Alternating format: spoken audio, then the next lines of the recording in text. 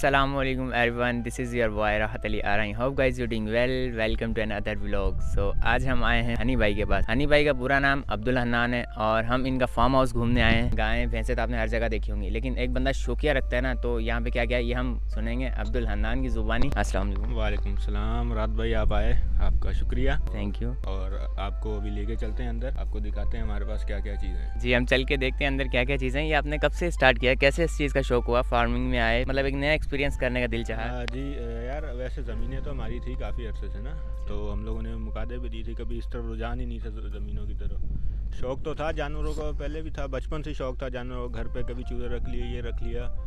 तो उसके बाद अभी सहेज पे आए तो बाबा ने कहा कि चलो फार्म करते हैं, तो हमने कहा ठीक है कर लो। उसके बाद आहिस्ता आहिस्ता इधर आए तो थोड़ा ज़मीनों से भी लगाव बढ़ेगा और इनके बारे में पता चलेगा। मतलब पहले एक ताल्लुक़ टूटा हुआ था ज़मीनों से, बनियों से, तो अभी दोबारा ताल्लुक़ बन गया है। तो इसका मकसद ये है कि कुछ ना कुछ सीखने को दोबारा और कुछ मिलेगा। और ये शौक़ था, सारा कुछ जो भी चीज़ें रखी हैं शौक़ के अंदर रखी हैं फ़िलहाल। और इसको हुए तकरीबन 6-7 महीने हो गए इसको।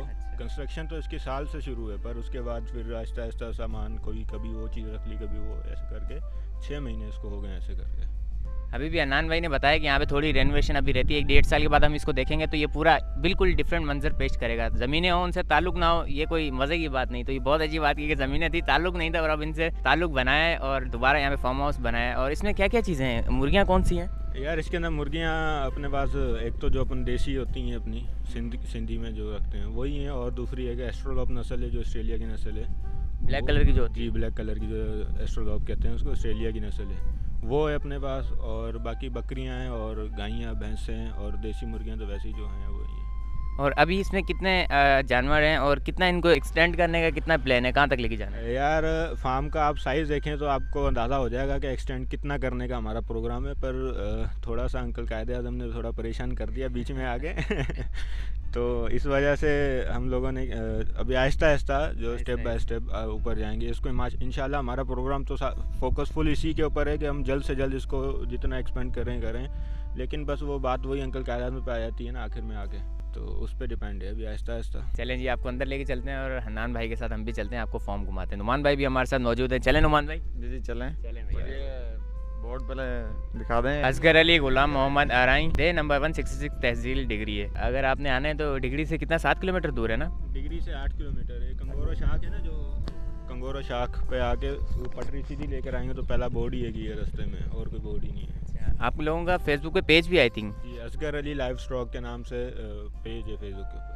तो ये जो ऑस्ट्रेलियन मुर्गियाँ हैं ये क्या यहाँ से आप देते भी हैं या नहीं? ऑस्ट्रेलियन मुर्गियाँ अभी फरवरी के अंदर हम इनकी अपनी जो ब्रीड करवा के इनक्यूबेटर से बच्चे वगैरह निकाल के फिर उसके बाद उनको फिर सेल आउट करेंगे, क्योंकि हमारा भी फर्स्ट एक्सपीरियंस है। इस दफ़ा ही हमने रखी हैं। अभी फ़िलहाल तो इसके अंडे सेल होते हैं। अच्छा। तो इसकी ब्रीड जो है वो इंशाल्लाह इस सीज़न, ऑफ सीज़न के अंदर इसकी ब्रीड हम निकालेंगे।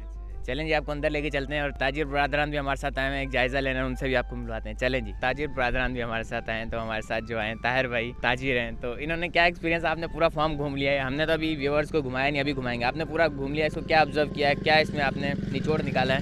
हम यही देखने आए थे ताकि हमें भी नया नया शौक़ था। मैं हूँ और मेरे साथ मेरा दोस्त नुमान है, तो हमने भी प्रोग्राम रखा हुआ है कि भाई हम जो है ये काम करके देखें, कि हम भी एक्सपीरियंस लें कि कितना फ़ायदा होता है क्या। तो इसीलिए बहाने से हम आए और विज़िट भी हो गया।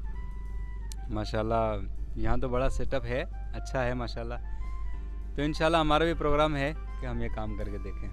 चलें जी, आपको हमने बता दिया, फेसबुक का पेज भी बता दिया। अगर आप लोगों में से किसी को कोई चीज़ चाहिए या एक्सपीरियंस के लिए कोई यहाँ पे विजिट करने आना चाहता हो तो वो ज़रूर आए। चलें जी, अंदर चलते हैं।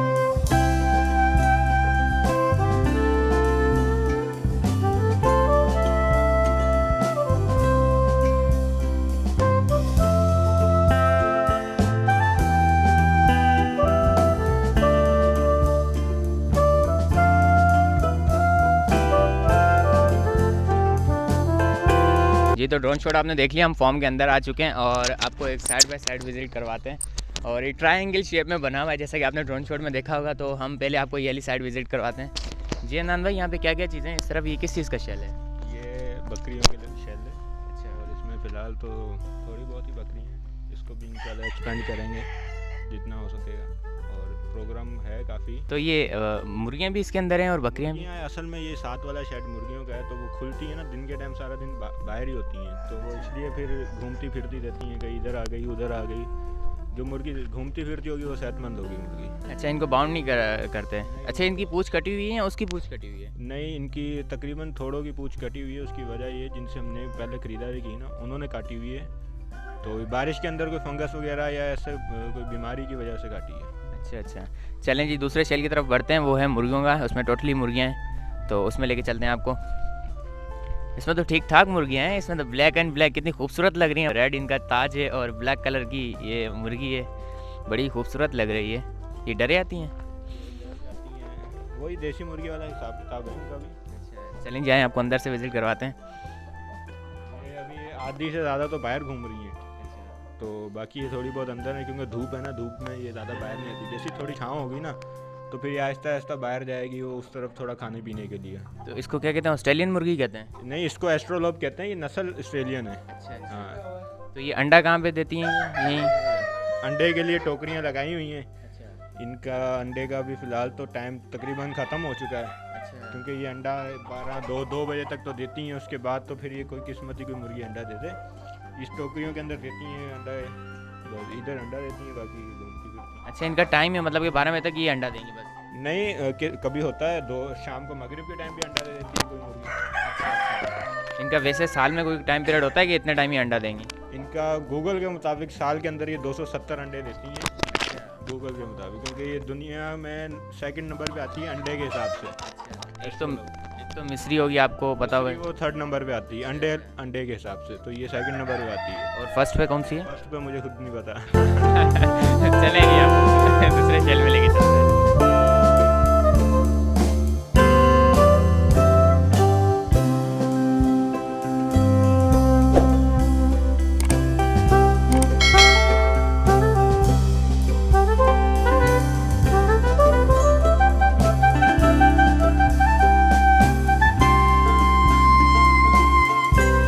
हम पहुंच गए हैं अभी 3rd साइड की तरफ। यहाँ पे हमें दिख रही हैं कुछ काउज हैं, बफेलोज हैं और उनके कुछ बच्चे हैं। तो हनान भाई से पूछते हैं इनका क्या सीन है। यार ये फ़िलहाल तो दूध वाली हैं सारी ना, अच्छा। तो दूसरा जो कारोबार होता है वो भी शुरू करना है। असल मकसद तो वही था हमारा, लेकिन ये दूध वाली जो है ये दूध के लिए सिर्फ इसलिए है कि ये फार्म का खर्च उठा सकें ये, तो और इस टाइम अल्हम्दुलिल्लाह खर्चा भी उठा रही हैं ये।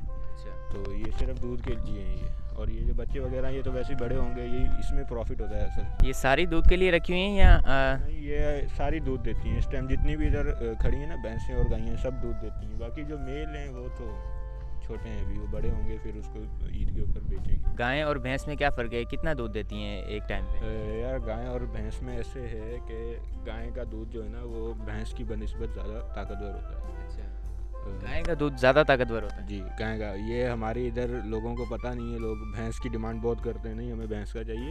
ये भैंस का दूध सिर्फ पाकिस्तान, इंडिया, बांग्लादेश यहाँ ही चलता है, बाकी पूरी दुनिया के अंदर गायें चलती हैं। आपको भी पता होगा, गायों का दूध लोग पीते हैं, और इसका दूध ज़्यादा जो होता है ना ताकत वाला होता है। पर हमारे लोग इधर बस भैंस का करते हैं बस। और यहाँ पे जो गायें हैं ये सारी ऑस्ट्रेलियन हैं या? यार ये तो सिंधी क्रॉस में ना, अच्छा। और वो जो पीछे खड़ी है वो ऑस्ट्रेलियन क्रॉस में।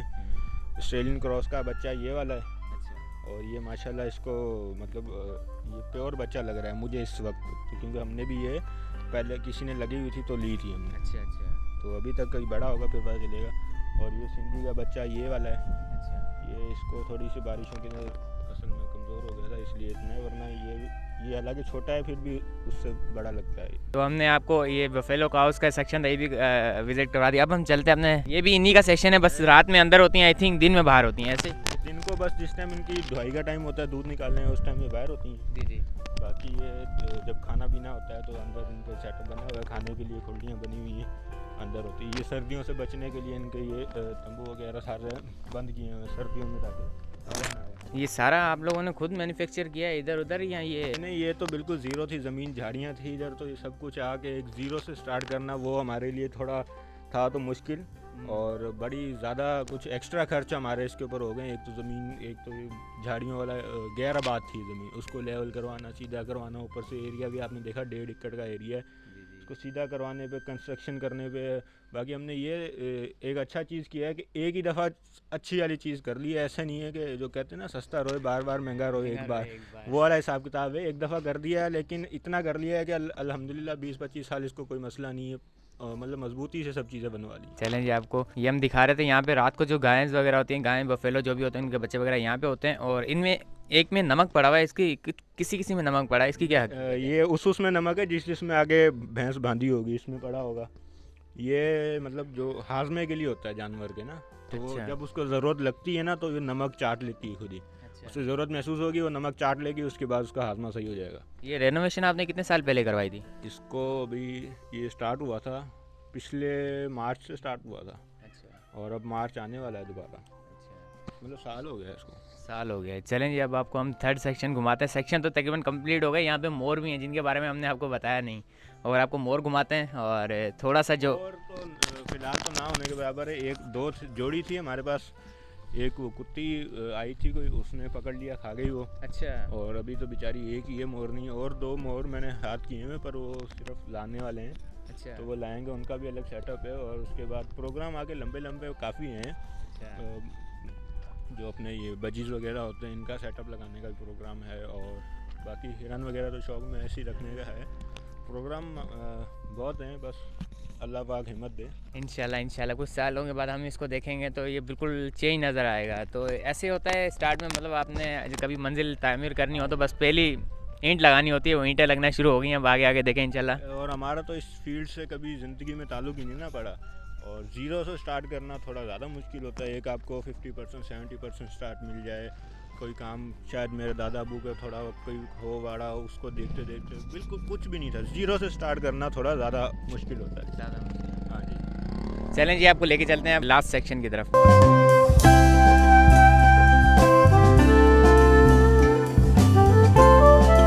तो ये सामने आपको देख रहे हैं, एक जो यहाँ पे 2 मोर थे, और एक जो था वो चढ़ गया हत्थे कुत्ते के। कुत्ते के हाथ से चढ़ गया बाकी। और ये एक बेचारी बच गई, अकेली होगी इसके लिए, और हम लोगों ने अरेंज की है, अच्छा, तो वो इंशाल्लाह थोड़े दिनों तक आ जाएंगे। तो ये छोटी लग रही है, बच्ची है अभी तक? ये छोटे थे, इससे भी छोटे थे, ये अभी बड़े हुए हैं जरा के। ये मुर्गी के नीचे निकाले थे ना। अच्छा अच्छा, अंडे लेके आए थे फिर मतलब? नहीं नहीं, ये किसी जिनसे हमने लिया उन्होंने मुर्गी के नीचे निकाले थे। अच्छा अच्छा, तो ये इनका पिंजरा है मेरे ख्याल यहाँ पे, ये सेट हो ये गया। हाँ जी, ऊपर मोर, नीचे देसी मुर्गियाँ जो अपनी देसी सिंधी होती हैं वो हैं, अच्छा और वो घास कुतरने वाली मशीन है, आपको पता ही होगा। जी जी। और ये रक्षा है, कभी काम इधर आता रहता है घास लाने के लिए, कभी वहाँ से लाओ तो इसलिए। और ये वाला एरिया उधर वो अपने बैठने के लिए स्टोर रूम है, जिसके अंदर भैंसों का सामान खाने पीने का होता है, 7 वाशरूम है और टैंकी वगैरह। बस आपको लेके चलते हैं। इसकी जो लास्ट चीज़ है वो इस तरफ है, कुत्तर मशीन हो गई, और उसके साथ साथ जो लास्ट है ये एक बना हुआ है एक गोल दायरा, इसमें तूड़ी और इसमें स्टोर की हुई है वंडा और तूड़ी जिसको बोलते हैं। अच्छा, तूड़ी को भी वंडा बोलते हैं? वंडा वो होता है जो घास और वो मिक्स होता है। यार वंडा एक्सपीरियंस नहीं है अभी। नहीं, वंडा उसको कहते हैं जो अपना फीड, खड़, अच्छा, अच्छा। भूसा, डारा, ये चीज़ें मिक्स करके गीली करके रखी होती हैं। तो ये जब रात को हम घास और तूड़ी मिक्स करके डालते हैं ना, तो उनके अंदर डाला जाता है, उसको वंडा कहते हैं। हाँ जी। तो ये आपको ऊपर से दिख गया होगा, ये गोल सा एक नज़र आता है। और हन्नान भाई से पूछेंगे ये टेंट लगा हुआ है, ये किस लिए? यार ये टेंट है जो हमारे इधर रात को सिक्योरिटी गार्ड होता है ना, अच्छा अच्छा सर्दियों के लिए, वो कभी अंदर बैठ जाता है। अच्छा। तो वैसे बैठता तो कम ही है वो अंदर, हमने बोला था उसके लिए लगा दे, हमने लगा दिया। अभी जिसकी मर्जी है जब वो बैठे।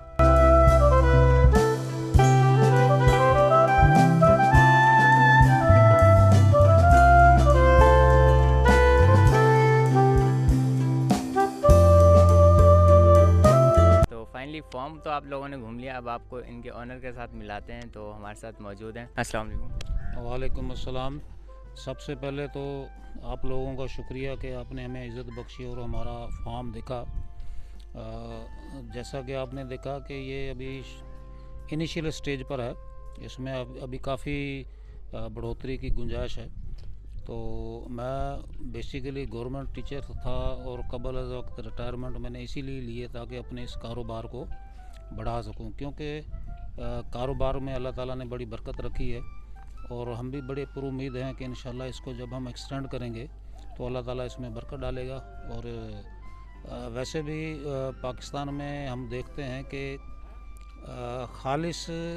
ख़ास तौर पर दूध हमें कहीं से नहीं मिलता है। हमारा ये हमने पहले दिन से ये तहिया किया था कि हमने जो भी हमारी दूध की पैदावार होगी वो इंशाल्लाह बिल्कुल खालिश दूध देंगे। जैसे अब बंदा अपनी भैंस रख कर दूध पीता है, इस तरह से हमारे फार्म का दूध है वो जो हमारे शहर में सप्लाई होता है, लोग बड़ा पसंद करते हैं। हमें इस चीज़ की खुशी है। ये एक किस्म की खिदमत भी है कि अगर आप अपने आवाम को, लोगों को खालिश चीज़ मुहैया करते हैं, तो हमारा मकसद यही है कि इंशाल्लाह हमारे पास खालिश दूध जो है दस्तयाब होता है। दूसरा, आपने ये हमारे पास एक मुर्गियों की नस्ल देखी है। वो नई नस्ल तो नहीं है, लेकिन पाकिस्तान में अभी इनिशियल स्टेज पर है। ऑस्ट्रोलोप नाम है इसका। तो ये वो भी हमने मुर्गियाँ रखी हुई हैं, उसकी अंडों की पैदावार है। वो भी हम देसी अंडे होते हैं ये भी बेसिकली, तो वो भी हम सप्लाई कर रहे हैं। तो इंशाल्लाह आगे चलकर काफ़ी दोस्तों ने हमसे कहा है कि भाई हमें इसके बच्चे चाहिए या मुर्गी हमें चाहिए।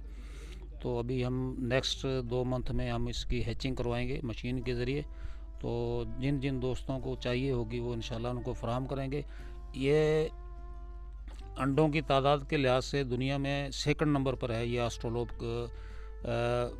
अगर आप इसको गूगल करेंगे तो आपको वहाँ नज़र आएगा कि ये 270 अंडे सालाना मुहैया करती है, अगर इसको प्रॉपर आप इनकी फीड देते हैं। इसका आपका क्राइटेरिया क्या था कि आपने ये सोचा था कि इसमें सिर्फ मुर्गियाँ रखनी है या सिर्फ गायें रखनी है या मोर? जैसे अभी हन्नान ने हमें मोर भी दिखाया कि एक मोर जो था वो उसको कुत्ता खा गया, अभी वो उसने 2 और मंगवाएँ। तो इसमें चौकोर भी हैं। एक क्राइटेरिया क्या था कि आपने रखना क्या है? भाई आपने अगर हमारा बाहर जो साइन बोर्ड लगा हुआ देखा, उस पर लिखा हुआ है लाइव स्टॉक फार्म। तो वैसे तो अगर कोई दूध का फार्म है तो वो डेयरी फार्म कहलाता है, कोई कैटल फार्म कहलाता है। लाइव स्टॉक के अंदर हर किस्म का जानवर आ जाता है। तो इसमें हमारी कोशिश है कि हम ये फार्म के साथ साथ एक ऐसी जगह इसको बना दें कि जो बंदा यहाँ आए उसको मज़ा आए देखकर। यहाँ चकोर जिसे हम चकोर कहते हैं, लेकिन असल नाम तो इसको टर्की है। हमारे पास इस वक्त 3 किस्म की मुर्गियाँ हैं, आपने देखी होंगी। फिर हाँ जी हाँ, वो भी देखी हैं। और ये टर्की है। इंशाल्लाह आगे चलकर हम खरगोश भी रखेंगे, बतख भी रखेंगे, मुख्तलिफ़ किस्म के जो पालतू दूसरे परिंदे हैं जैसे तोते मुख्तलिफ़ किस्म के, वो भी रखेंगे। इसी तरह से हमने रखवाली के लिए कुत्ता भी रखा हुआ है। तो इंशाल्लाह जो परिंदा जानवर, हमारा ये प्रोग्राम भी है कि इसका बाकायदा लाइसेंस बनवाकर हम हरम ये भी यहाँ अपने फार्म पे इंशाल्लाह रखेंगे। जैसे शुरू में मैंने बताया कि ये अभी तो इनिशियल स्टेज पर है, तो जैसे जैसे हम इसको आगे बढ़ाएंगे इंशाल्लाह आपको हर विज़िट पर हमें आप जो है ना नई किस्म की इजाफा नज़र आएगा, चाहे वो परिंदा हो चाहे वो जानवर हो।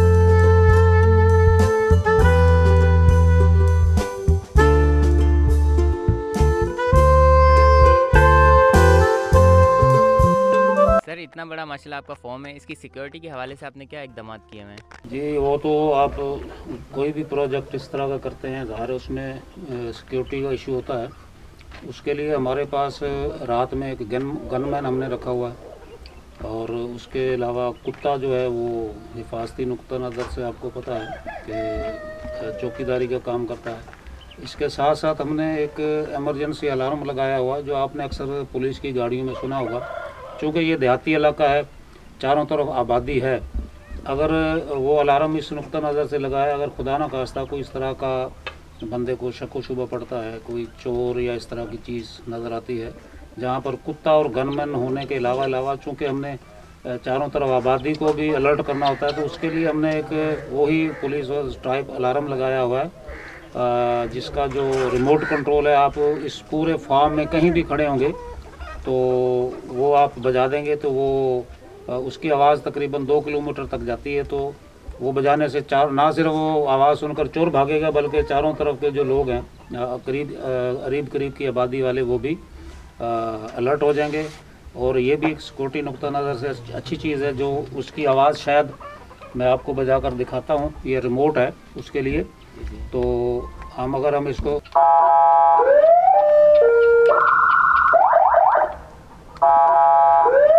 इस तरह से वो अलार्म बजाया जा सकता है, जिससे जो है ना चारों तरफ बंदे अलर्ट हो जाएंगे।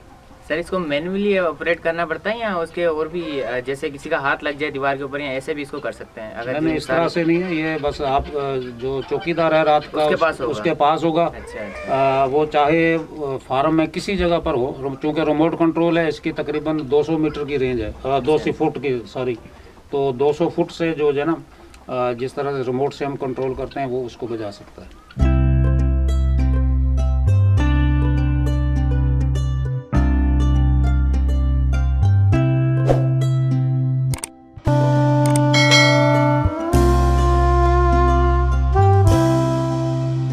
नाम का ये फीड के साथ अंडा है, इसका वेट है 60 ग्राम और ये बिना फीड के जो इसका वेट आ रहा है 35 ग्राम। जो आम देसी मुर्गियों का जो अंडा देहातों में मिलता है ना, वो ये वाला होता है। ये इस तरह का है। ये ऑस्ट्रेलो मुर्गी का जो अंडा जिसको हम फीड देते हैं, ये 60 ग्राम का है। ये 55 से लेकर 80-82 ग्राम तक अंडा होता है। ठीक है सर, आपके टाइम का बहुत शुक्रिया। इंशाल्लाह इसी के साथ मिलते हैं किसी नई वीडियो में। तब तक के लिए अपना बहुत सारा ख्याल रखिएगा, दुआ में याद रखिएगा, बहुत सारा प्यार। अल्लाह हाफिज़।